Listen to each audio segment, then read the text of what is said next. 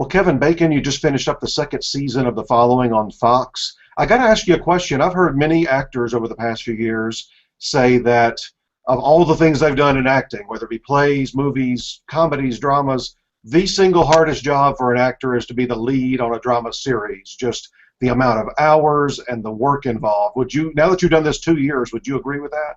I would agree with that.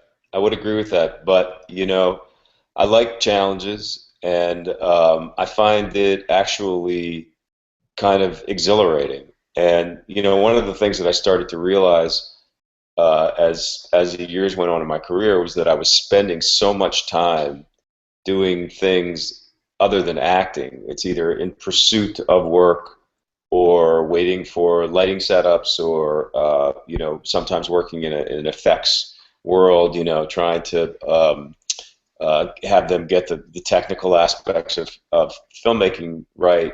And what I really like is the time between action and cut. I like to say lines and hit marks and feel things and emote and when you do a television series, a lead on a drama, you turn around and you've just shot 16 hours or whatever it is, but you realize that a giant part of that time in your life was spent acting, and if you really, really love to act, you'll get an opportunity to do it.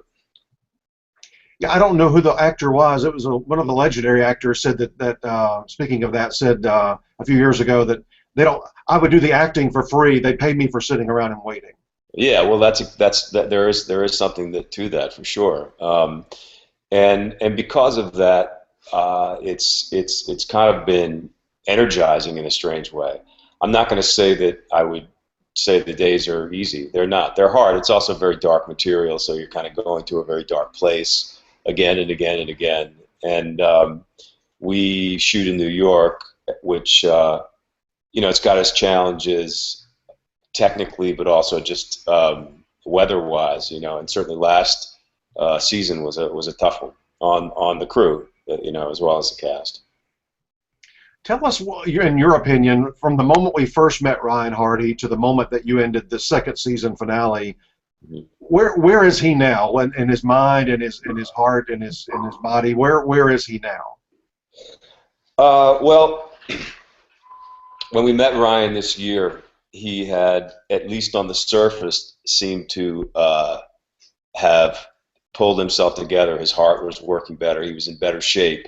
He had members of his family that he was communicating with in a deeper kind of way than he ever has. He was letting people in and had seemingly kind of dropped this obsession that he has with this man, with Joe Carroll.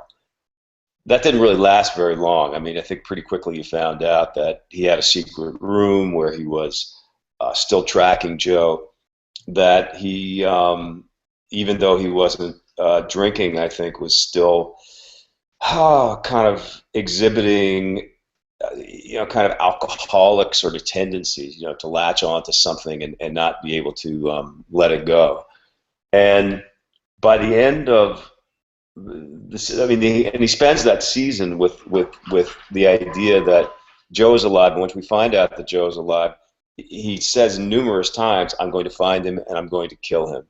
And if you think about what that's like, to have that kind of anger and that kind of pain and just to be living with that. I mean, I can't imagine. It's like people always throw out, oh God, I want to kill that guy, but you don't really want to kill. You don't really picture yourself, with a gun in your hand, and it must have been, I think, a tremendous burden on this man, a tremendous, tremendous burden.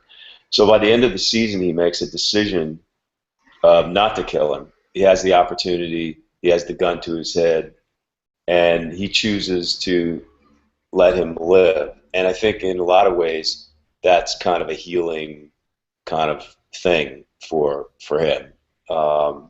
And even though his relationship with Claire ends up not working out, and she kind of steps away from it, I think that I'd like to think that by the end of last year, he truly is in a slightly better place.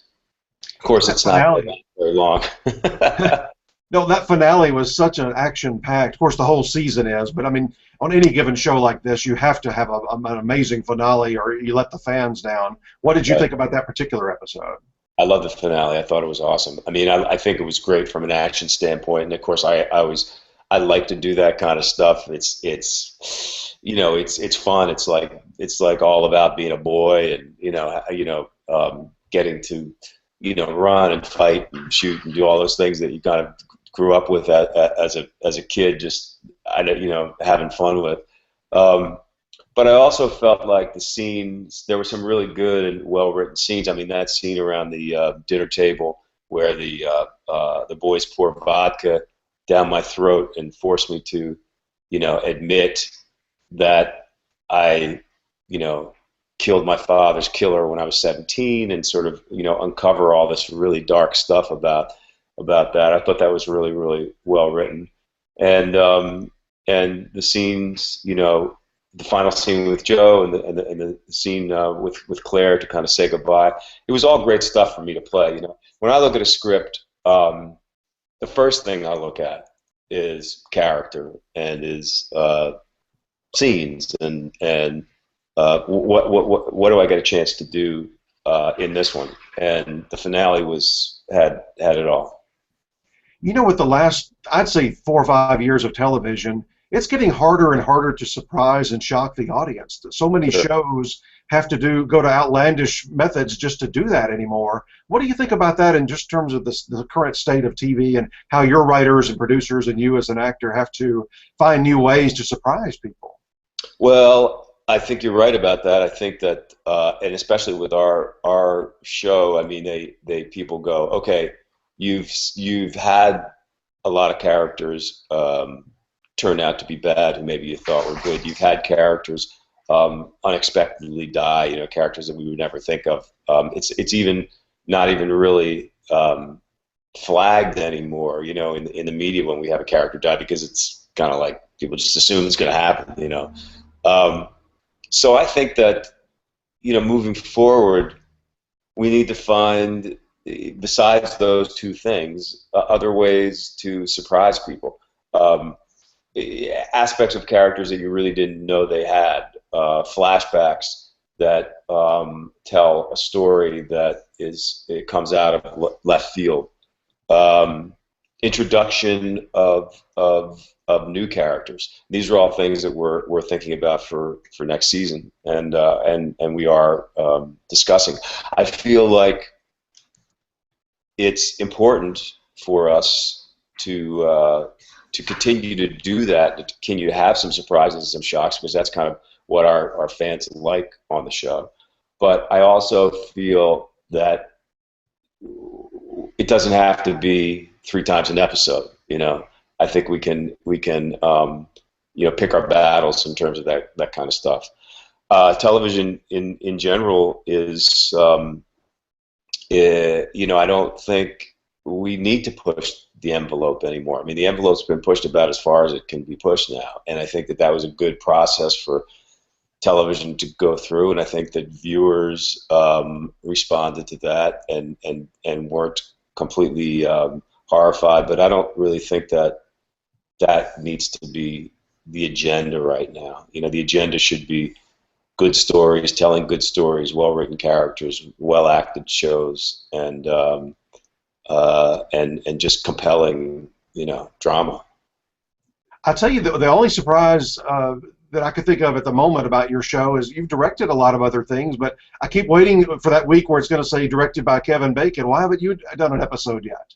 I haven't done an episode. It's a very simple kind of technical reason, and that is that in order to really prep an episode, you have to not be working because they overlap.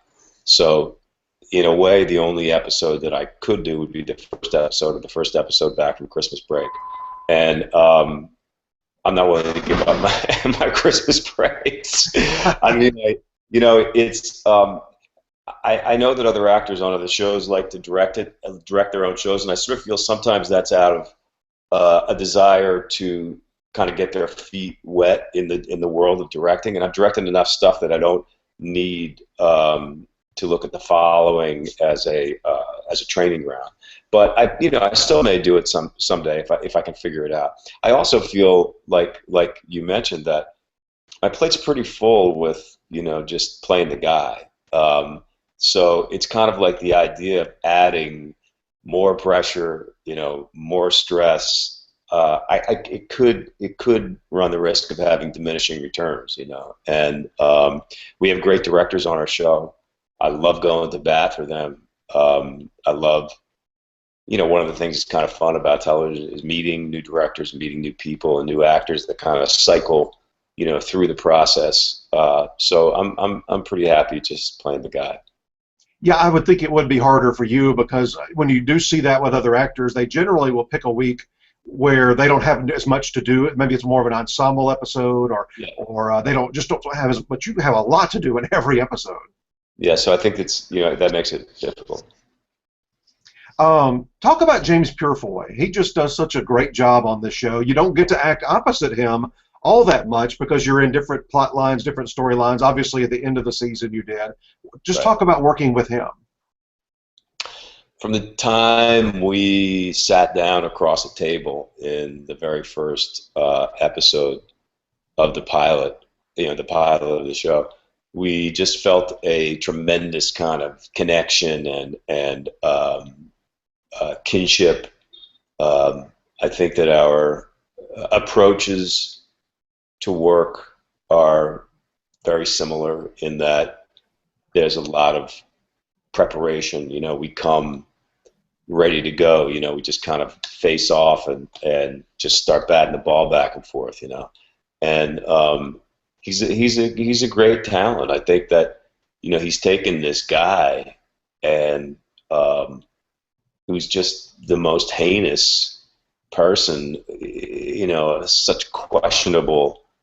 I mean, he's a lunatic and has done horrible things in the course of the show. And Kevin Williamson never backed off from seeing the evil and the sickness of Joe Carroll, and yet at the same time, James has somehow miraculously been able to make him appealing, make him charming. I mean, we run into people all the time, that have Joe Carroll crushes, and I don't think there's a lot of people that really could pull that off. You're right, though, that one of the sad things about the relationship between the two characters is that, he's got to be on the run from me, you know what I mean? I have to not be in the same room with him. So there was a lot of time this year where we really didn't have any scenes together, and we'd be on phone calls, but it's just not the same, And then in the last few episodes, we were able to come together, and that was a blast. I was able to interview him right before the finale last year, and even just sitting across from him on the computer, there's just a twinkle in his eye. You could tell he really enjoys what he does. He does. He loves it. And and so it's going to be interesting to see where he goes next year. He's in jail. We see him shackled, and he's already escaped from jail twice. So I don't know. Let's see what happens. This year on television, there was another moment, probably one of my favorite moments of the whole year, and that was when you appeared on Jimmy Fallon a few weeks ago, 30th anniversary of Footloose. Did it take much convincing to recreate that dance number? It was my idea, to tell you the truth. Oh, good. What happened was, what happened was, I had this Fallon appearance coming up. We were right in the middle of shooting The Following, and it was maybe our second to last episode, so the energy was, really super dialed up, and we had some really hard stuff to do.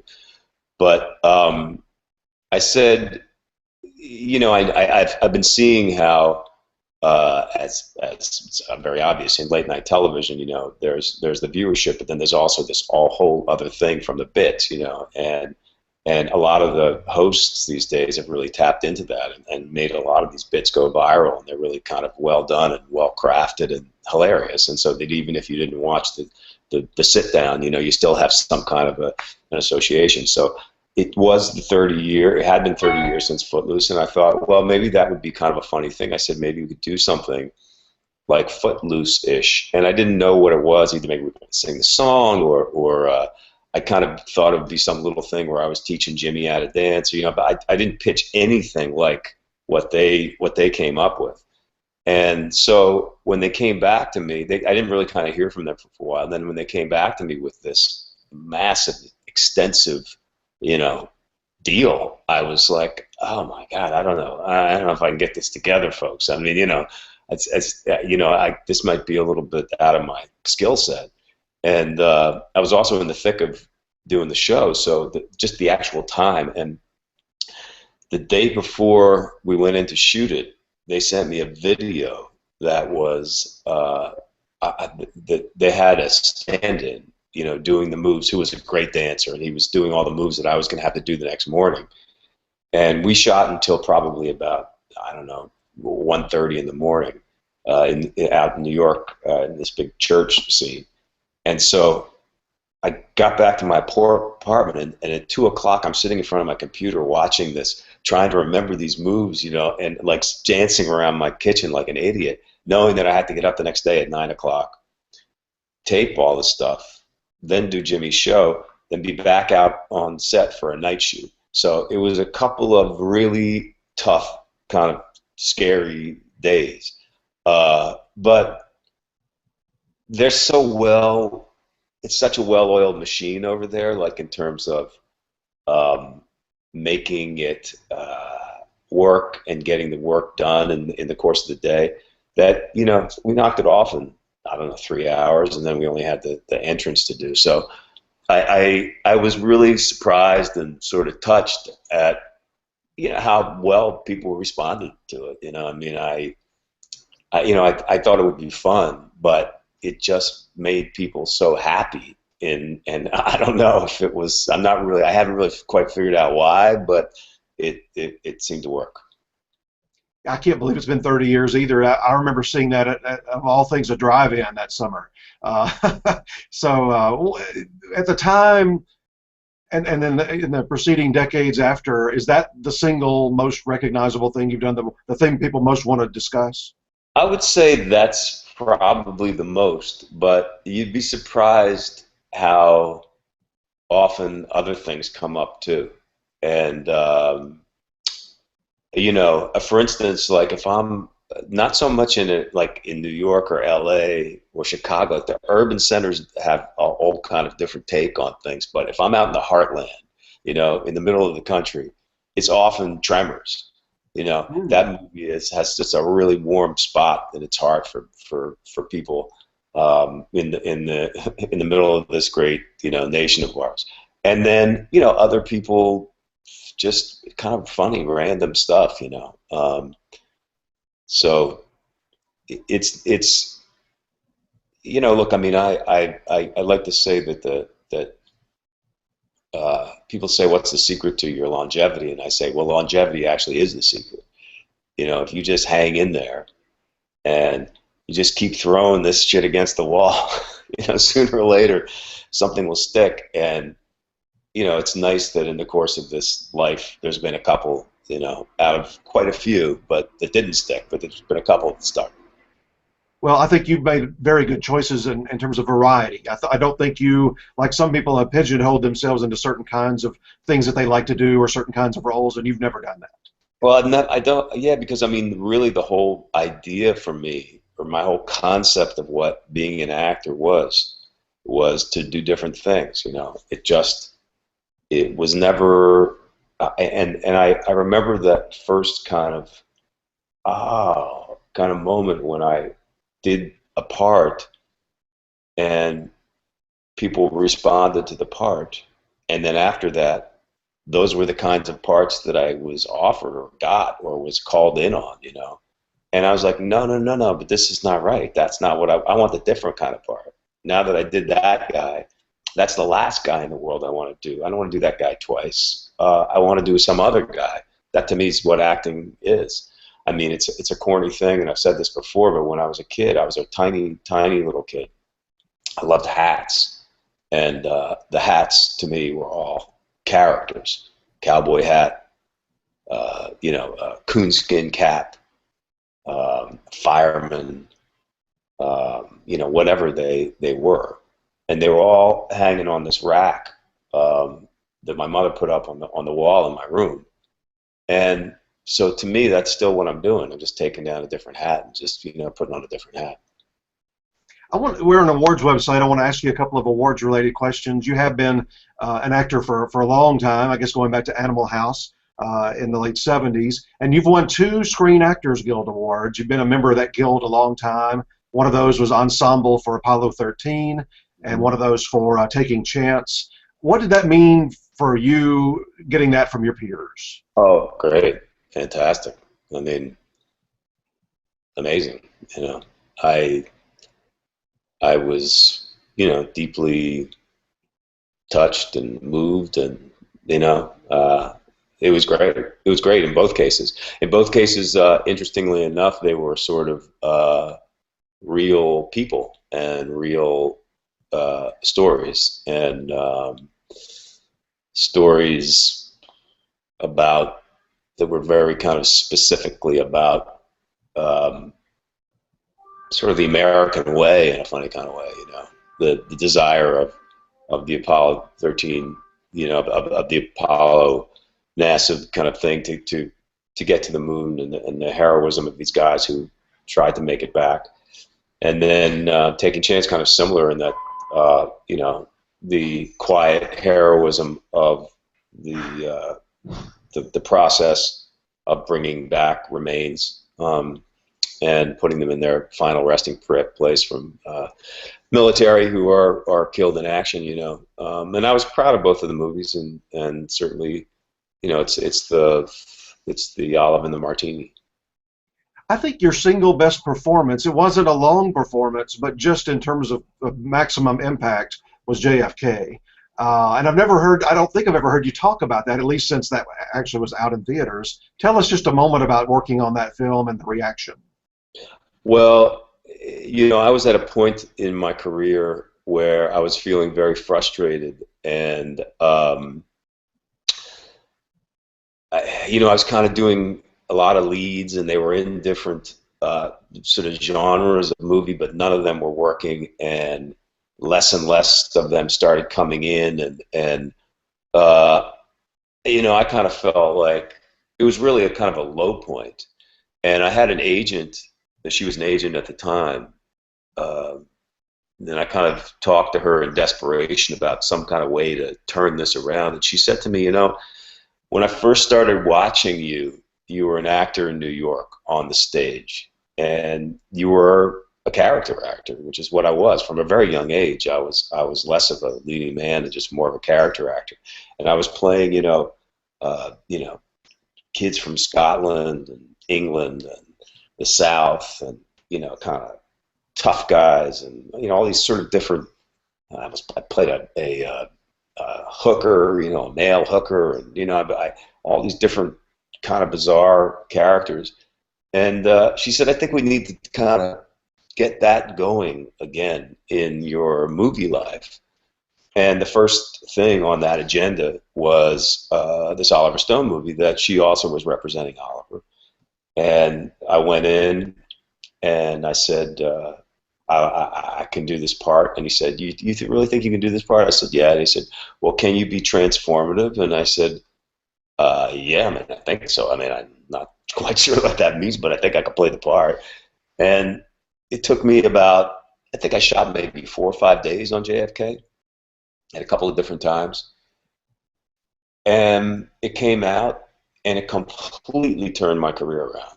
It was, I don't think so much about like big breaks or seminal moments, you know what I mean? To me, it's all sort of like a process when you're in it. But when you look back, you don't ever go, wow, this is my moment. But when I look back on the JFK thing, it really led to a whole other chapter in my career. And it taught me a lot, because I said to myself, okay, well, what I need to do is forget about the size of the role, forget about the size of the budget, forget about the size of my salary. Just look for the part. If it takes you 2 days to do it, just look for the part, because in the part there will be truth and strength and also just creatively fun.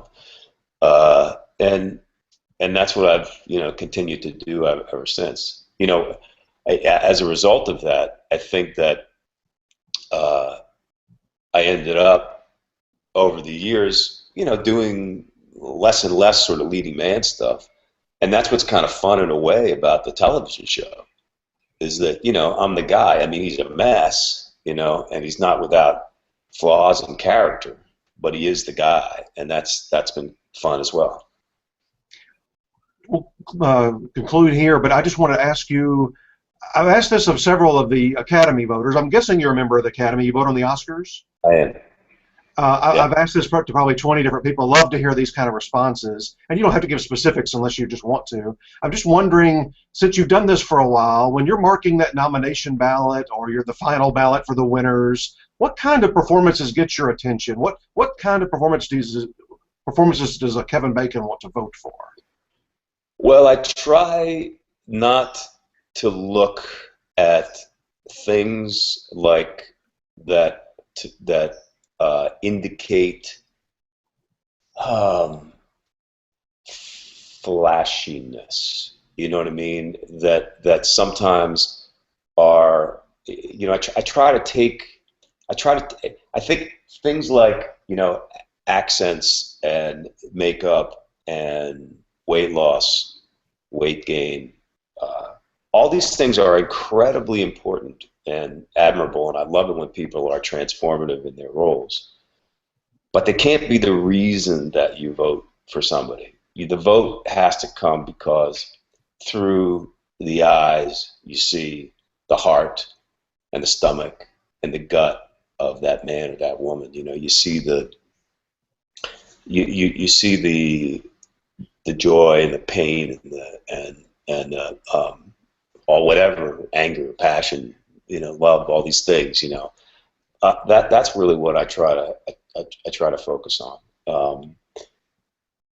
And I suppose, back to this notion, if somebody if you've never seen somebody before, and their performance is fresh and rewarding, that's great.